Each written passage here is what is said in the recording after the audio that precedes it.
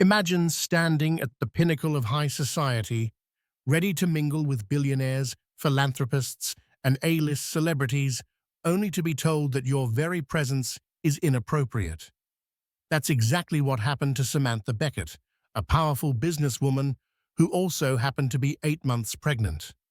Humiliated, scorned, and barred from the season's most exclusive gala, Samantha did what no one anticipated. She didn't just fight back, she bought the entire venue. Overnight, she turned a moment of ostracism into a blazing triumph, capturing the world's attention. This is the scandalous, unpredictable tale of a mother-to-be who dared to flip the script on high society. Samantha Beckett was not born into wealth. She had clawed her way up from a modest upbringing in the outskirts of Minneapolis, fueled by an insatiable drive to succeed and prove her naysayers wrong. What she lacked in familial privilege, she more than made up for with determination, intellect, and, as some said, a shrewd ability to anticipate trends in the market before anyone else. By the time she was 30, Samantha had already launched 2 successful startups, one in technology consulting and another in organic food distribution. Both companies sold for millions, setting her on an upward trajectory that placed her in the orbit of the ultra-wealthy. But money alone never fascinated Samantha. It was what one could do with it, how it could be leveraged to create a better life for oneself and to inspire others to rise above their circumstances. She frequently donated to local community colleges, vocational training programs, and women's shelters. Her philanthropic work led her to rub shoulders with people like Mackenzie Scott, the high-profile philanthropist, and even garnered a brief meeting with Warren Buffett at a charity lunch. She recognized that generosity opened more doors than raw ambition ever could, and in that spirit, she shaped her public image as a businesswoman who truly cared. At 32, Samantha met Nathan Beckett at a leadership summit in New York City. Nathan came from an old money family, his lineage traced back to early steel magnates in Pennsylvania. In an era when generational wealth often bred complacency, Nathan was a man of surprising humility. He worked as an investment banker, but more than that, he devoted his free time to educational charities, teaching underprivileged youth basic financial literacy. Samantha was immediately drawn to his dedication and calm demeanor. Their courtship was almost surreal, punctuated by red carpet events, philanthropic galas, and intimate dinners where they discussed their shared vision for building a legacy of empowerment. Within a year, they were married at a picturesque ceremony in Tuscany, Italy, an event that made the society pages. Soon after Samantha became pregnant with their first child, a joyous milestone they both eagerly welcomed. Life seemed perfect, a fairy tale of modern success, old-world charm, and boundless possibilities. Little did they know, a storm of scandal was about to descend upon their otherwise charmed existence. A storm triggered by the unlikeliest of reasons, Samantha's pregnancy. High society events were nothing new to Samantha and Nathan. They had attended countless black-tie dinners, charity auctions, art festivals, and philanthropic galas that spanned cities like New York, London, and Dubai. Each event promised networking opportunities, chances to collaborate on meaningful projects, and a certain prestige that came with being seen in the right circles. So when the invitation to the annual Albrecht Foundation Gala arrived, Samantha thought nothing of it initially. The Albrecht Foundation was known for hosting one of the country's most exclusive charity events every fall. Its mission centered on funding innovative medical research, supporting various global health initiatives, and providing scholarships for medical students from underrepresented backgrounds. Over the years, the foundation had garnered high-profile patrons. Celebrities like Oprah Winfrey and Idris Elba had attended in the past, as had titans of industry like Bill Gates and Elon Musk. The event was not just a fundraiser, but a statement of social standing. Securing an invitation was akin to being knighted in certain circles. Samantha had contributed generously to the foundation in the past, particularly toward researching maternal health issues, a cause close to her heart. With her pregnancy advancing, she felt an even stronger connection to any philanthropic work related to maternal health and child welfare. She looked forward to this gala, not only for social reasons, but also for its philanthropic focus, hoping to meet new partners, doctors and researchers who might champion better healthcare policies for pregnant women. For weeks, Samantha had a seamstress flown in from Milan to custom-fit a gown that would accommodate her growing belly in style. This might have sounded extravagant to some, but among her peers, it was par for the course. In the Beckett household, fashion wasn't merely about self-indulgence, it was a carefully curated statement of success, confidence, and empathy. Samantha believed that looking her best allowed her to stand tall and effectively champion her causes. Despite the excitement, as her due date crept closer, a few of Samantha's associates expressed mild concern. "Will you be okay attending such a crowded event at 8 months pregnant?" her friend and personal assistant, Giselle, asked gently. Samantha, however, brushed off the worries. After all, pregnant women regularly walked red carpets, gave TED Talks, and even ran marathons. Attending a seated gala with the highest medical standards in place seemed perfectly reasonable until she received a phone call that would turn her world upside down. The call came from a man named Johann Weber, a senior board member of the Albrecht Foundation. Samantha recognized his voice from previous events. Though she hadn't interacted with him often, he carried an air of authority. Her phone buzzed late one afternoon as she was finalizing details for her flight to New York. "Hello, Mrs. Beckett," Johann greeted politely but tersely. "I'm calling on behalf of the Albrecht Foundation's board of directors. We have a bit of a delicate situation." Samantha's initial reaction was concern that the event might be cancelled or postponed. Perhaps there had been an outbreak of some illness, or the celebrity headliner had withdrawn. The last thing she expected was what came next. "We regret to inform you that we've had to make a difficult decision regarding your attendance at the gala," Johann continued. His voice tightened with each syllable. "Given your advanced stage of pregnancy, the board feels it would be unwise to have you participate in this year's event." Samantha froze. She struggled to process the words. "I don't understand." She managed her tone, laced with disbelief. "Are you implying that my pregnancy is a problem?" Johann's response was a clumsy jumble of bureaucratic excuses.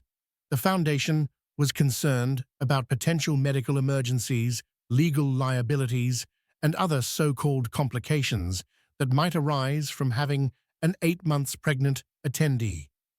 "We're terribly sorry," he insisted, "but we simply can't accommodate your condition at such a high-profile function.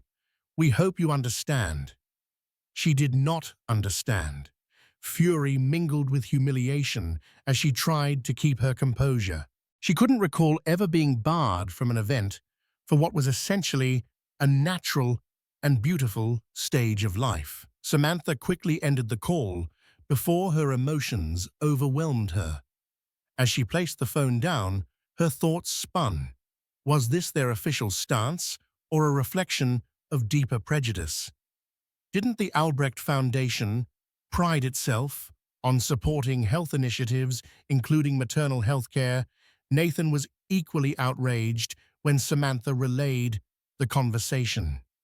"They can't do that," he fumed, pacing across their living room. "It's discriminatory, plain and simple. They're basically telling you that pregnancy is a liability."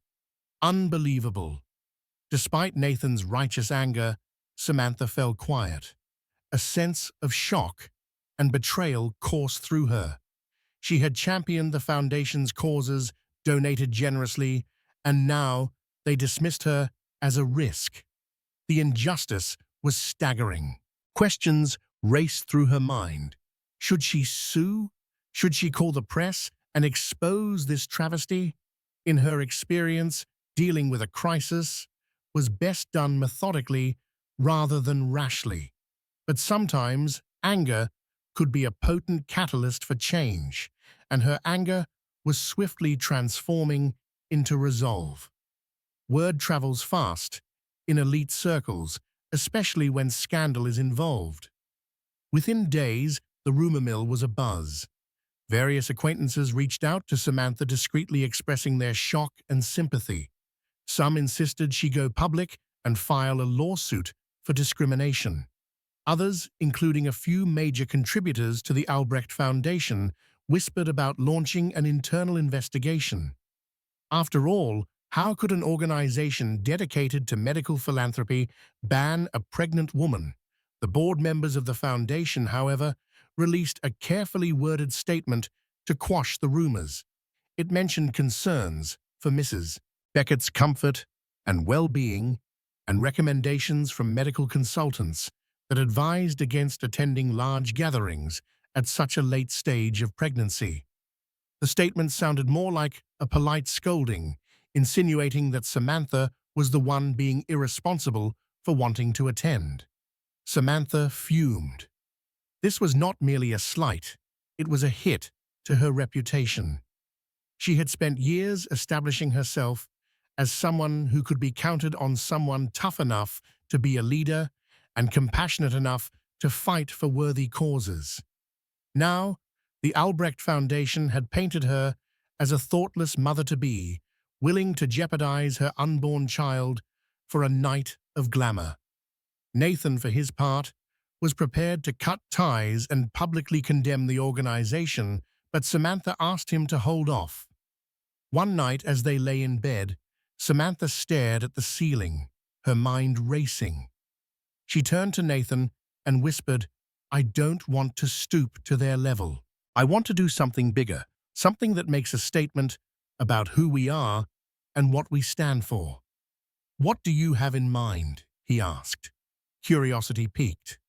"I'm not entirely sure yet," she admitted, "but I know one thing: I'm done letting them dictate the narrative of who I am and what pregnant women can or can't do." Their conversation turned into a strategy session, though Samantha was still uncertain of the exact course of action. One thing was clear: she needed to respond in a way that would not only vindicate her, but also highlight the beauty and power of motherhood. In the hush of that late-night hour, an audacious idea began to form, one that would shift the balance of power entirely in her favor. Samantha's eureka moment came a week after the ban. She was discussing real estate investments with her longtime friend and business partner, Lucia Vasquez. Lucia was a real estate tycoon who had connections in some of the most prestigious property circles in New York and beyond. Over a casual lunch in Samantha's sunlit dining room, Lucia mentioned that a prime venue in Midtown Manhattan was up for a silent auction. It was none other than the Cortland Grand Hotel, a historic building that had played host to countless events, including, ironically, the Albrecht Foundation's annual Gala. Samantha nearly choked on her iced tea. "Wait, the Albrecht Gala is held at the Cortland Grand, right?" Lucia nodded. "Indeed it is. Every year for the past decade or so. The foundation doesn't own the hotel. They rent the Grand Ballroom.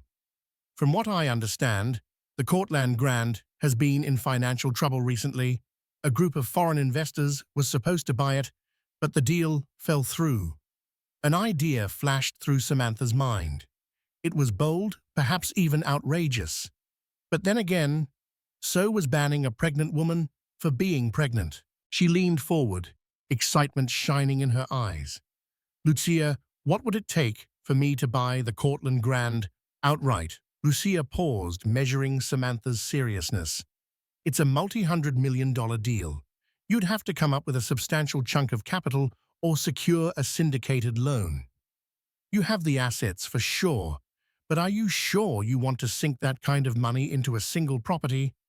It's a risky move if you're only motivated by revenge. Samantha shook her head. It's not just revenge. There's more to it. She explained her vision. She wanted to own the venue where the Albrecht Gala took place, thereby controlling its destiny. She could decide who could or could not be barred. She could also transform the space into something that embraced inclusivity, becoming a shining example that pregnant women or any marginalized group should never be sidelined. This could become a symbol of empowerment, Samantha elaborated. We could renovate it, ensure it's fully accessible, expand the facilities to accommodate different needs, including mothers who want to attend events comfortably. We could hold philanthropic events of our own.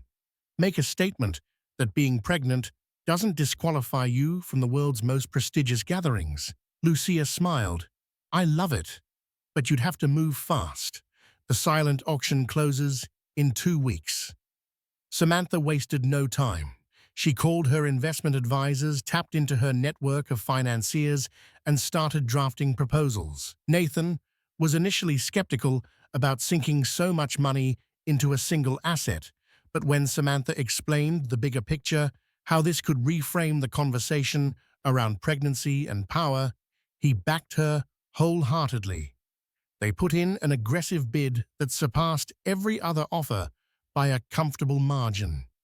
Within 10 days, Samantha Beckett became the new owner of the Cortland Grand Hotel. News broke almost immediately in the financial press and the society columns. Tech entrepreneur and philanthropist Samantha Beckett buys iconic Cortland Grand Hotel read the headlines. They speculated on the purchase price, rumored to be in the mid-9-figure range. Some articles painted Samantha as a visionary investor who saw potential in revitalizing the aging property. Others framed it as a power move in response to the Albrecht Foundation's perceived slight. Online forums buzzed with theories. Was Samantha trying to bankrupt the foundation by jacking up rent prices for their gala? Would she ban the Albrecht Foundation? In a delicious twist of irony, Samantha released a statement emphasizing her commitment to inclusive spaces and her plan to honor existing contracts, including the Albrecht Foundation's upcoming gala. She pointedly noted that pregnant women should always be welcome in any space that was under her ownership. Unsurprisingly, the foundation responded with measured politeness, congratulating her on her purchase, and stating they looked forward to continuing a productive partnership. Behind the scenes, however, the board was reportedly in turmoil. Their star donor had turned into their landlord, and they had little recourse but to honor the contract for the upcoming gala, unless they wanted to face exorbitant penalties. Moreover, the public sentiment was heavily in Samantha's favor. She was hailed as an icon for women's empowerment, someone who refused to accept archaic notions of what an expectant mother could or could not do. But Samantha's bold move also attracted critics. Some questioned her motives, suggesting it was a vanity project.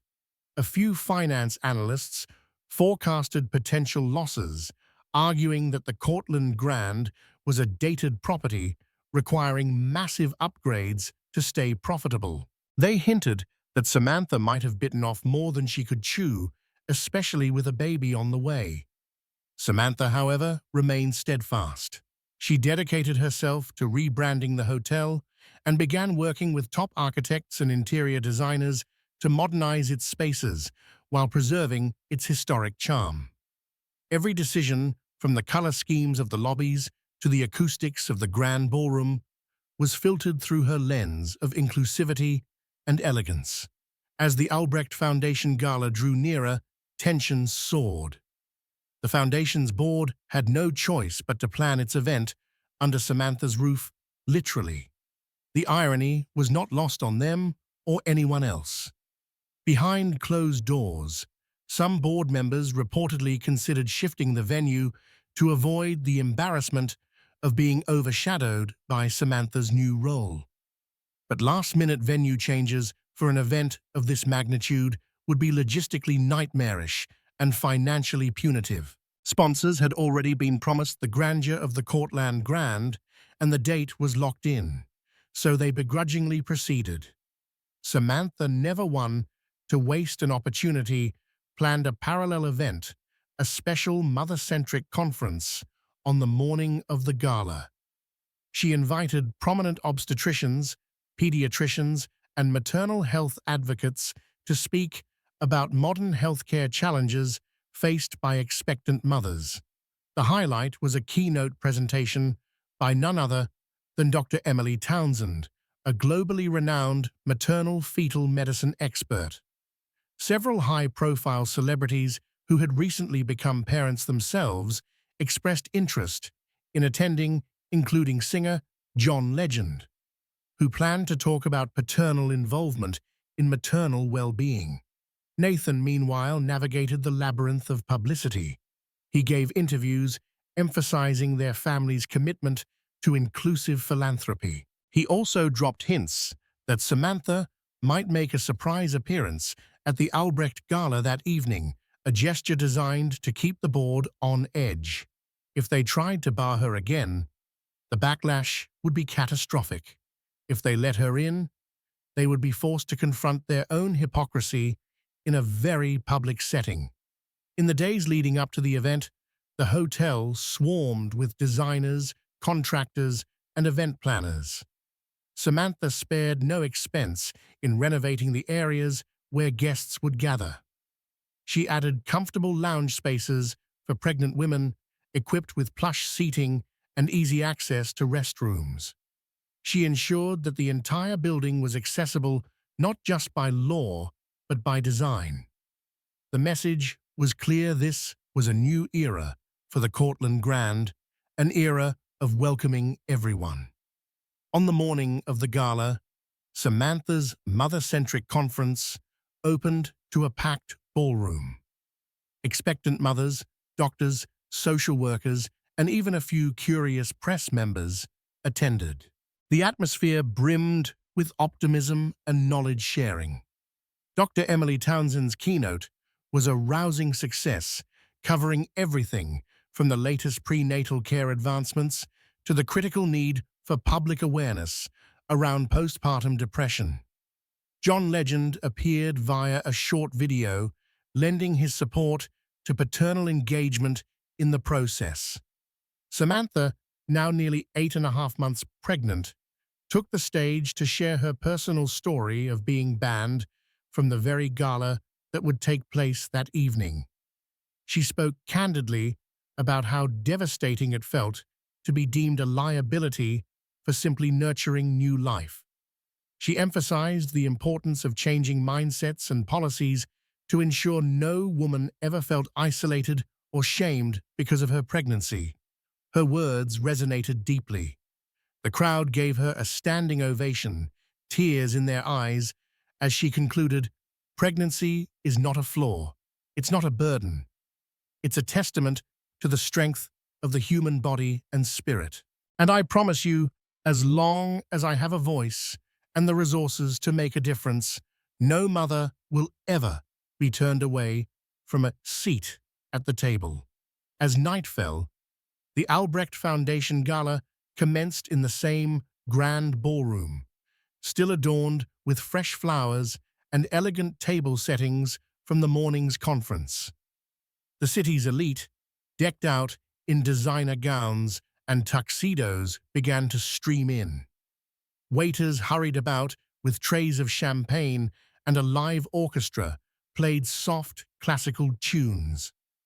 Despite the air of opulence, there was a distinct undercurrent of tension. Everyone knew the subtext: the woman who had been banned for being too pregnant owned these very walls. Yet nobody dared voice the tension openly, at least not initially. Samantha decided to make a statement through her arrival. She and Nathan chose to forgo a conventional limo, instead riding in an electric SUV that arrived precisely when the media was at its peak. Samantha stepped out wearing a custom-made gown that draped elegantly over her baby bump, radiating confidence and unapologetic pride in her pregnancy. Cameras flashed wildly. The world seemed to slow down, capturing every second of Samantha's triumphant entrance. Inside, several board members, including Johann Weber, gathered near the entrance to greet VIPs. Upon seeing Samantha, their expressions grew taut. Johann forced a smile and welcomed her stiffly, clearly fumbling to appear cordial. Samantha, in turn, offered a gracious greeting, refusing to stoop to open hostility. She had already won the moral high ground. There was no need for petty displays of resentment.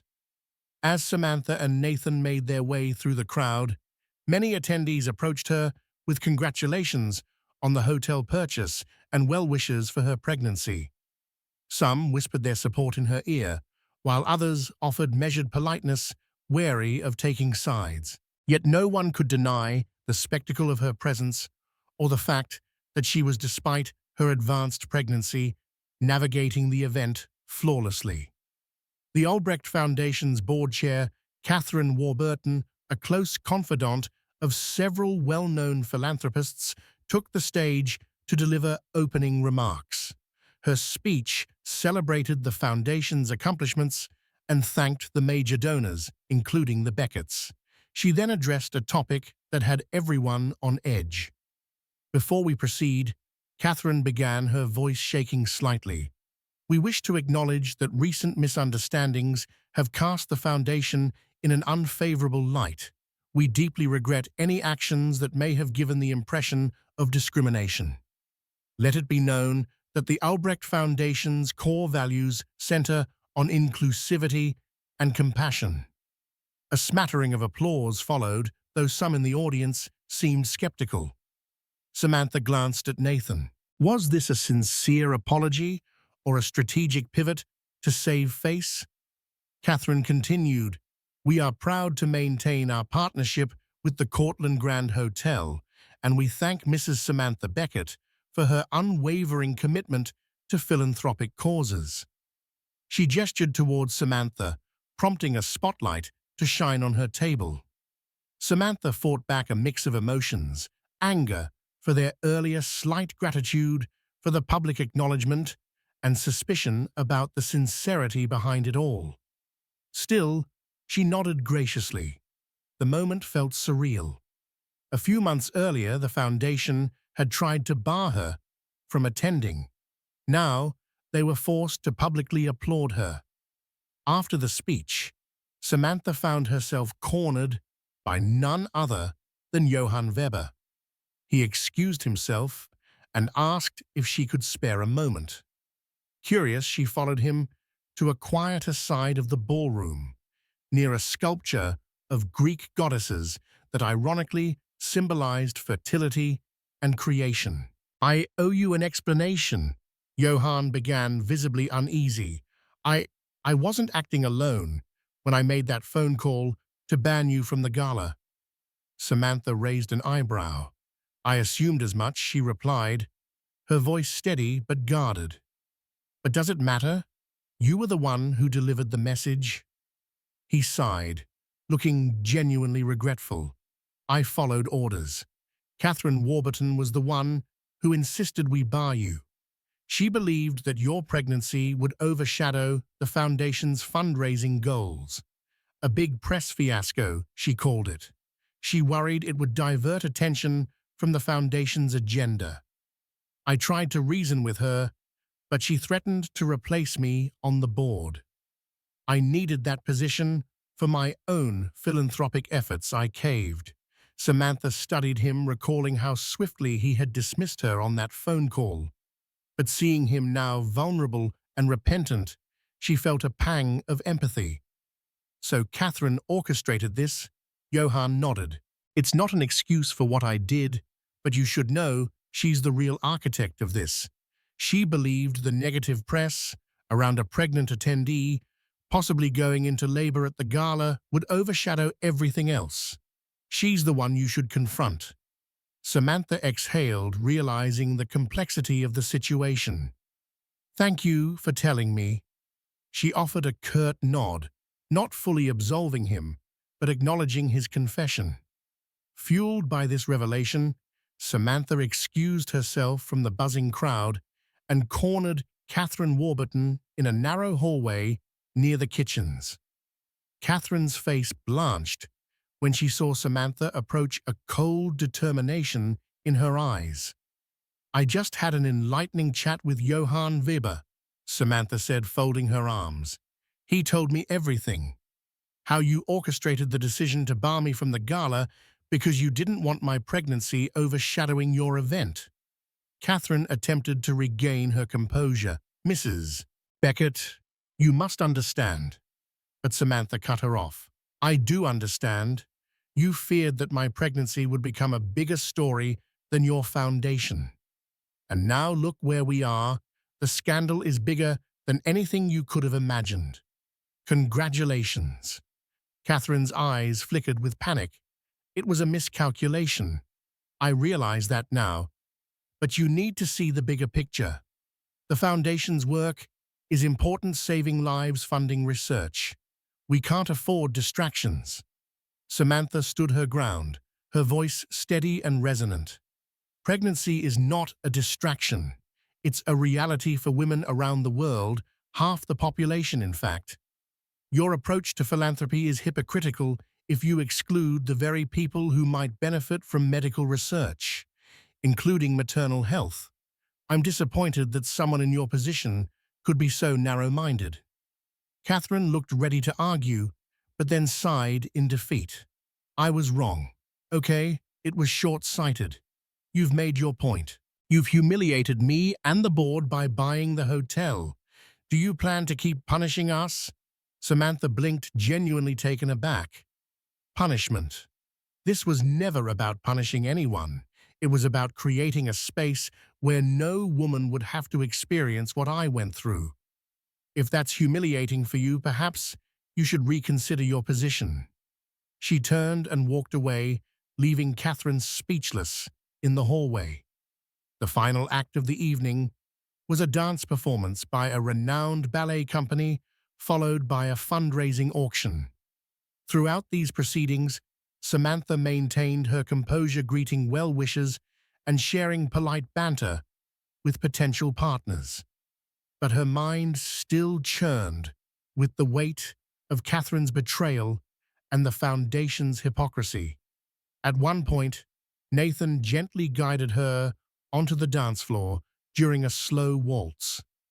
The crowd parted, allowing them to sway gently in the center. Cameras flashed, capturing the poignant sight of a heavily pregnant woman effortlessly gliding across the marble floor with her husband. It was a moment of serene defiance, an image that would later grace countless social media feeds and remain etched in the memories of all who witnessed it. Leaning in, Nathan whispered, "You've done it. You've shown them we won't be marginalized. We belong here just as much as they do." Samantha's eyes glistened. "We do. And I hope this is the beginning of a new chapter for inclusivity, not just for me, but for anyone who's ever been told they don't fit in, because they don't fit someone else's idea of perfection." As the gala wrapped up, the Foundation announced it had raised an impressive amount for medical research. Whether that was due to the presence of celebrities, donors' desire to offset negative publicity, or genuine compassion, no one could be certain. But Samantha's presence was undeniably the evening's most talked-about highlight, overshadowing even the glitzy fundraising figures. Reporters swarmed around her as she and Nathan made their exit. Microphones thrust forward, eager for a statement on the record. Samantha obliged, briefly choosing her words carefully. "I'm delighted to see the generosity here tonight. But let's not forget, true philanthropy must be inclusive. We cannot claim to serve humanity while excluding the most natural experience in the world, pregnancy." Tonight I stand here in the Cortland Grand Hotel, proud and pregnant, reminding everyone that women can and should attend any event, hold any position, and lead in any sphere, regardless of how close they are to bringing new life into the world. With that, she left the gala on her own terms, a victor not just in wealth or status, but in principle. In the weeks following the gala, Samantha was inundated with requests for interviews, speaking engagements, and collaborations. Media outlets lauded her as a champion of women's rights and inclusivity. Social media campaigns sprung up praising her bold stance. Pregnant women worldwide shared their stories of being denied opportunities, from job promotions to even attending family weddings, due to societal stigmas. The Albrecht Foundation, on the other hand, scrambled to salvage its reputation. Several board members resigned, including Johann Weber, who later penned an op-ed titled "What I Learned About Inclusivity" from Samantha Beckett. He confessed his complicity in the fiasco and vowed to do better. Catherine Warburton's position became precarious. Rumors circulated that she might soon step down to focus on personal endeavors. Meanwhile, Samantha and Nathan continued the renovations on the Cortland Grand. They announced a new initiative, the Beckett Institute for Maternal Health and Wellness, which would operate out of a dedicated wing of the hotel to host conferences, workshops, and support groups for expectant mothers and healthcare professionals. Samantha felt an overwhelming sense of purpose. Her pregnancy was entering its final stretch, and she had never felt more energized. Despite occasional bouts of fatigue and anxiety about childbirth, she woke up each morning renewed by the knowledge that her unborn child was already making a difference in the world simply by existing. Yet not every response to Samantha's bold moves was celebratory. A segment of Nathan's extended family, who were old-money traditionalists, felt uneasy with the limelight and drama. They valued discretion and believed that the family name should not be embroiled in public scandal, no matter how righteous the cause. Rumors reached Samantha's ears that some of Nathan's relatives disapproved of her tasteless display at the gala. Over a tense family dinner, Nathan's uncle Winston Beckett voiced these concerns openly. "Your mother and I worry that all this spectacle might not be in the best interest of the Beckett name," Winston said, sipping brandy in the lavish drawing room of the Beckett ancestral estate. "We appreciate that your intentions are noble, Samantha, but the press coverage has been quite sensational." Samantha exchanged a look with Nathan, who squeezed her hand supportively. "With all due respect, Winston, times have changed. Public discourse shapes philanthropic outcomes. If we stand back and do nothing, we let archaic perceptions fester." Winston frowned. "Perhaps, but must it be so public? Our family has always believed in discreet philanthropy." Samantha responded patiently. "Discretion is lovely, but it doesn't incite change the way public advocacy can. If I had fought this battle quietly, it would have been buried, another instance of discrimination swept under the rug. The only way to combat stigma is to bring it to light."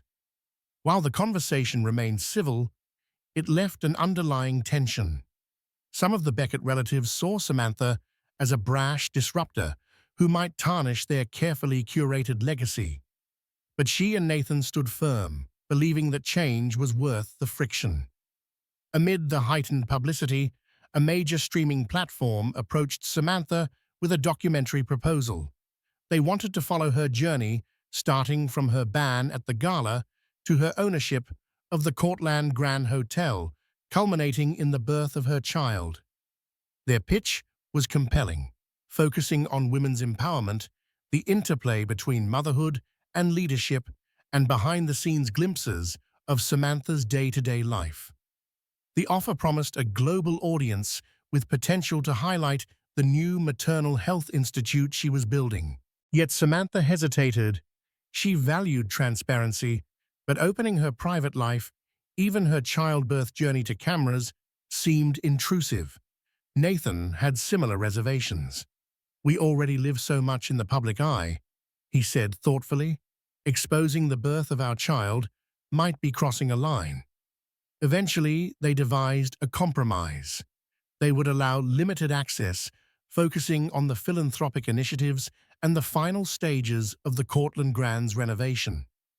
Personal moments like ultrasounds or home life would remain off-limits. This balanced approach would keep the spotlight on the broader message while safeguarding their family's privacy. Just when life seemed to settle into a victorious lull, a new challenge arose. Catherine Warburton, facing mounting pressure from the foundation's donors, filed a lawsuit against the Cortlandt Grand's management, alleging that recent renovations violated the original rental agreement for the Gala. She claimed breach of contract and demanded financial compensation, an obvious attempt to recoup losses and shift blame for the PR fiasco onto Samantha. Samantha's lawyers scoffed at the suit, calling it meritless. But the threat of a protracted legal battle was real. The media latched on to the new development, spinning stories about a bitter vendetta between Catherine Warburton and Samantha Beckett. Instead of letting the tabloids run wild, Samantha took control. She issued a succinct statement. "We stand by the changes made to the Cortlandt Grand, all of which were aimed at inclusivity and modernizing the facility. We welcome the opportunity to clear our name through the proper legal channels and remain committed to the highest standards of hospitality and respect for all patrons." The litigation overshadowed some of the philanthropic work Samantha was doing. Determined to keep momentum, she accelerated the plans for the Beckett Institute, scheduling a grand opening that would coincide with her last month of pregnancy. Nathan, worried about her stress levels, tried to persuade her to slow down, but Samantha was resolute. "I need to see this through," she told him, "for every woman who might benefit from these spaces." Despite the looming lawsuit, the Beckett Institute for Maternal Health and Wellness opened its doors on a sunny Saturday morning. The atmosphere was festive and hopeful, with medical professionals, activists, donors, and expectant parents gathering to celebrate the new facilities. Fittingly, the event was held in the very same ballroom where Samantha had once been deemed too pregnant to attend a gala. Among the distinguished guests were representatives from UNICEF, the World Health Organization, and even Mackenzie Scott, who had made an unannounced appearance. She praised Samantha's vision for creating an environment where expectant mothers could access resources, attend seminars, and receive support without judgment or fear. The highlight was a ribbon-cutting ceremony during which Samantha and Nathan held hands and cut the ribbon together. Samantha's belly was unmistakably prominent, her glow undeniable. Cameras captured her radiant smile as she declared the institute officially open. In her speech, Samantha reflected on her journey not long ago. "I was told I couldn't be part of an event because of my pregnancy. Today, I stand here still pregnant, cutting the ribbon on a space dedicated to celebrating motherhood and women's strength. May this institute stand as a testament that no woman's potential should ever be questioned because she carries life within her." A roar of applause filled the room. The moment encapsulated everything Samantha had fought for: a living monument to inclusivity, empowerment, and progress. Fittingly, Samantha went into labor just 2 weeks after the Institute's grand opening. She was at home when the first contractions began. Nathan rushed her to the hospital, where a specially chosen medical team awaited. Despite the swirling media interest, Samantha managed to keep the birth largely private, allowing only her closest family and friends to share in the celebration. Their daughter, Amelia Grace Beckett, was born healthy and strong.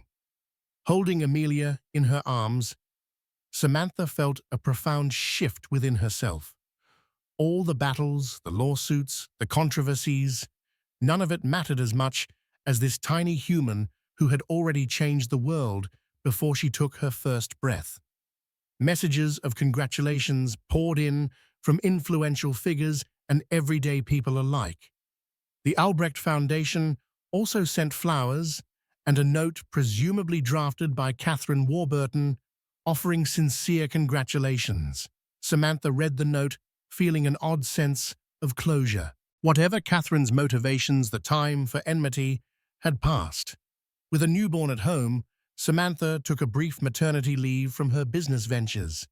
Yet she still managed to guide major decisions regarding the Cortland Grand and the Beckett Institute, often from the comfort of her nursery baby, Amelia, sleeping peacefully nearby. Post-birth, Samantha received a stream of visitors. Lucia Vasquez came by, marveling at Amelia and discussing the hotel's ongoing renovations. Dr. Emily Townsend, the maternal fetal medicine expert, dropped in to talk about future seminars at the Institute. Even Johann Weber visited, bringing a gift for the baby and offering to volunteer his time at the Institute as part of his apology. The documentary crew was given limited access to record updates, capturing the essence of a new mother, balancing philanthropic ambitions with the demands of caring for a newborn. Although Samantha was often visibly tired, she exuded a sense of fulfillment that transcended any exhaustion. Just as the lawsuit threatened to drag on Catherine Warburton's legal team, approached Samantha's lawyers with a settlement offer. The terms were favorable to the Cortland Grand. Catherine would drop the lawsuit publicly, retract any insinuations of breach of contract, and pay a portion of the legal fees. The settlement also included a non-disclosure agreement which barred Catherine from disparaging Samantha or the Cortland Grand publicly. While Samantha's team mulled over the moral implications of an NDA, they ultimately agreed. The suit was a distraction from far more important work at the Institute. Concluding the matter swiftly allowed everyone to move on. To the surprise of many, the Albrecht Foundation also approached Samantha, expressing interest in a partnership with the Beckett Institute. They proposed collaborative maternal health programs and potential research grants. Many speculated this was the board's attempt to rebrand and align with Samantha's widely applauded mission. After careful consideration, Samantha agreed to meet with them. At that meeting, a reformed board, lacking Catherine Warburton, who had quietly resigned, detailed their plans for synergy. They seemed earnest in wanting to advance maternal health care initiatives. Samantha, while still cautious, recognized an opportunity to expand the Institute's impact. By uniting resources, they could fund critical research and support clinics worldwide. Their alliance was announced a month later, met with cautious optimism by the public. A few cynics accused Samantha of hypocrisy for working with an organization that had once discriminated against her. But Samantha believed in progress, people and institutions could learn and change. The best outcome for everyone, especially mothers and children, was cooperation. With Amelia thriving and the Institute blossoming, Samantha set her sights on larger issues within maternal health, particularly in underserved regions of the world. She began collaborating with global agencies, planning to use the Cortland Grand as a hub for international summits. Nathan also found new purpose in fatherhood. He launched financial literacy workshops specifically tailored for young parents, teaching them how to manage expenses from prenatal care to college savings. Together, the Beckett couple became a powerhouse of advocacy, each playing to their strengths but united by a common vision.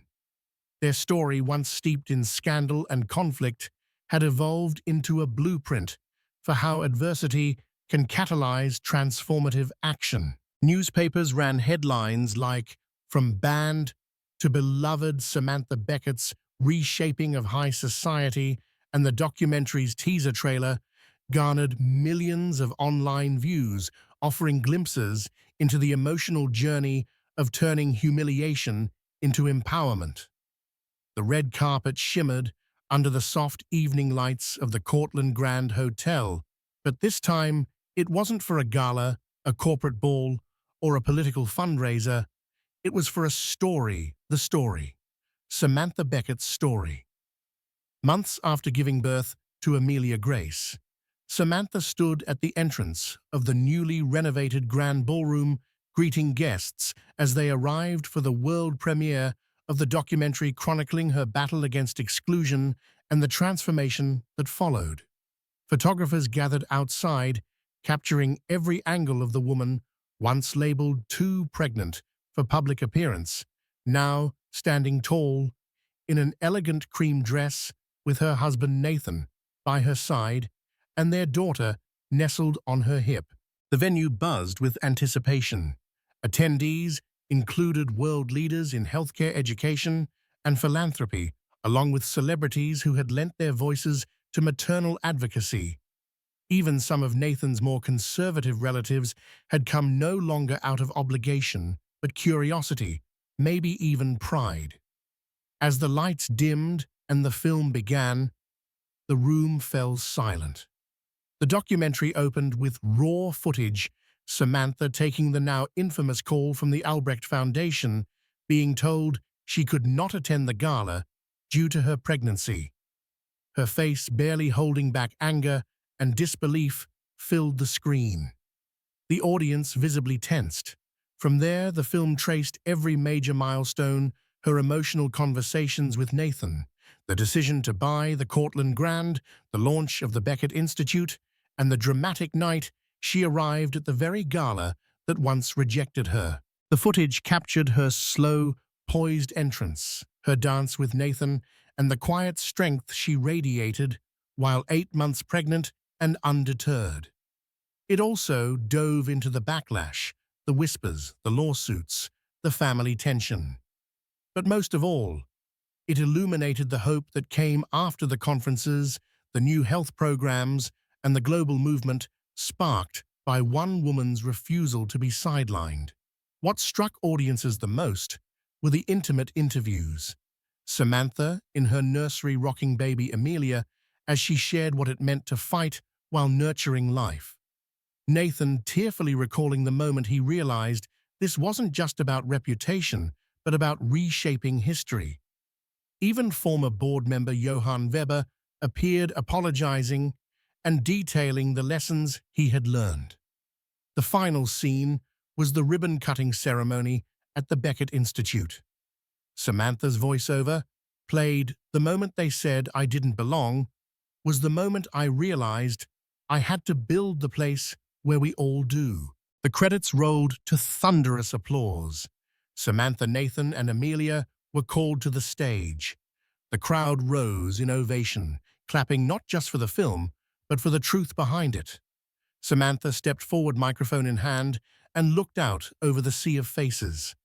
"I never imagined that what started as an act of exclusion would become a global conversation," she said. "But what I've learned, what we've all learned, is this: no woman's worth should ever be judged by her biology. Pregnancy isn't a pause in a woman's life. It's part of it. And if this story helps even one more woman stand taller, speak louder, or refuse to shrink herself in the face of rejection, then everything we've built was worth it." She looked down at Amelia, now squirming playfully in Nathan's arms.